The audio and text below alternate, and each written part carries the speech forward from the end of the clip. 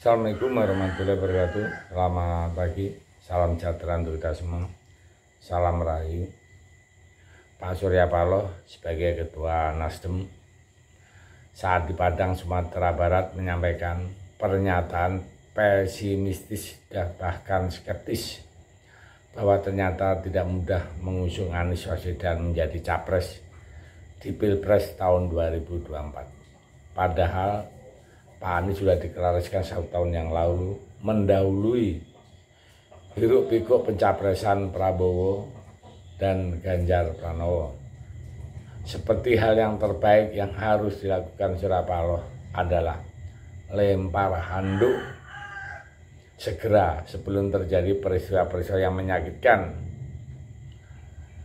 Terasa pahit memang, tetapi ya itulah cara terbaik daripada dikalahkan oleh kondisi dan waktu yang ternyata tidak berpihak kepadanya.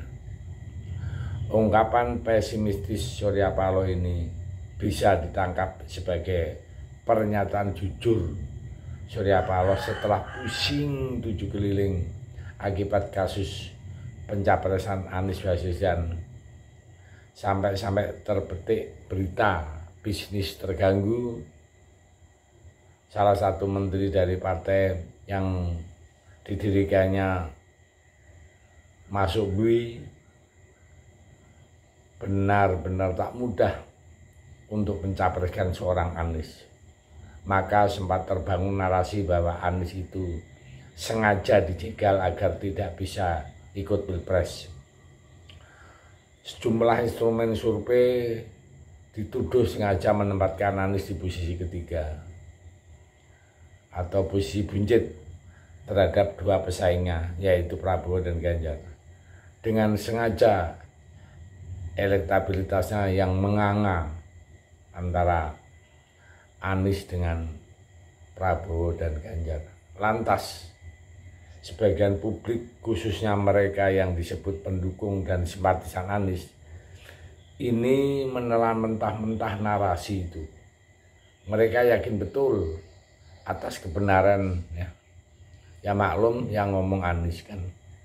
Nah, sementara Surya Paloh yang bukan politisi kemarin sore, alias sudah sangat berpengalaman, langsung meraba denyut lemah dan terus melemahnya capres yang dimajukan. Maka saat bertemu sejumlah insan pers di kota Gadang, Sumatera Barat, ia tidak ragu menyatakan keraguan yang dalam melalui ungkapan pesimistis dan skeptisnya itu. Pesimistis dan skeptis itu dipertebal dengan pernyataan mengejutkan bahwa pengumuman bakal cawapres Anies Baswedan ini mendekati waktu pendaftaran ke KPU, yaitu antara 19 Oktober hingga 25 di November ya, tahun 2023. Artinya waktunya itu 1 bulan lebih sedikit. Pernyataan ini sontak membuat geram kubu Demokrat yang berharap sebaliknya bahwa Anies harus secepatnya mungkin menentukan cawapresnya. Dan cawapresnya tidak lain adalah AHY. Andi Arief, Ketua Bapilu DPP Partai Demokrat, langsung angkat suara. Pernyataan bos Nasdem tersebut menurutnya justru seharusnya Anies segera mengumumkan cawapresnya dan tidak harus mengikuti strategi partai lain yang rasional dan memadai untuk segera deklarasi paket komplit capres dan cawapres. Koalisi Perubahan untuk Persatuan, lalu disingkat KPP, mengakui KPP tidak memiliki kemewahan basis elektabilitas yang tinggi dan jauh selisihnya dibandingkan dengan kompetitor. KPP tidak memiliki fasilitas sebagai petahana. Menurut Kamahar, seharusnya KPP melakukan terobosan-terobosan politik agar bisa membalikkan keadaan. Salah satunya Dan yang paling menentukan adalah segera mendeklarasikan paket Capres-Cawapres agar seluruh sumber daya penanganan yang dimiliki baik dari partai relawan dan juga simpatisan ini bisa segera terkondisikan, terkonsolidasi dan bekerja secara optimal dalam menjalankan kerja-kerja politik pemenangan. Jika ingin memperoleh kemenangan, kata Kamhar, tidak ada alasan untuk menunda deklarasi paket komplit. Anies selaku bakal capres yang telah ditetapkan koalisi, segera saja memilih dan juga menentukan cawapresnya sesuai dengan 5 kriteria yang telah disepakati. Dan penambahan kriteria dari Anies sendiri untuk kemudian segera mendeklarasikan cawapresnya pilihannya. Terbersih berita berupa pernyataan yang sangat menohok Partai Golkar dan PAN di tempat yang terpisah bahwa mereka tidak akan mendukung Anies sebagai capres. Artinya kedua partai yang pernah membangun koalisi Indonesia Bersatu itu atau disingkat KIB tidak sudi bergabung dengan Nasdem, pengusung utama Anies yang membentuk KPP. Sedangkan satu anggota pecah saja dari KPP